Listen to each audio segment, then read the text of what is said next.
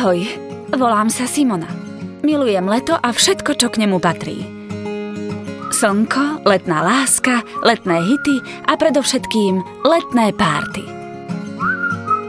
Existujú dve možnosti, ako dosiahnuť krásny letný make-up.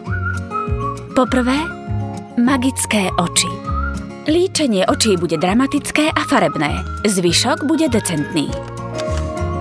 Super nápad, ale nie na párty pri bazéne.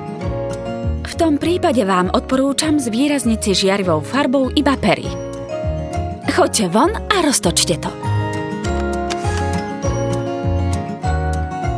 Ale ešte predtým, ako sa rozhodnete, nezabudnite na podklad.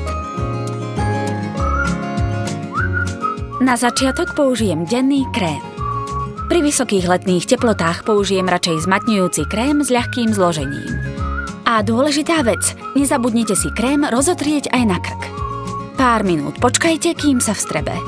Tento čas využijem na získavanie nových beauty informácií a noviniek. Potom nasleduje BB krém s ľahkým zložením. Tým, že je BB krém podobný dennému krému, môžete si ho ľahko rozotrieť aj prstami. S nanášaním začínam vždy od spodu a rozotieram smerom hore. A je to.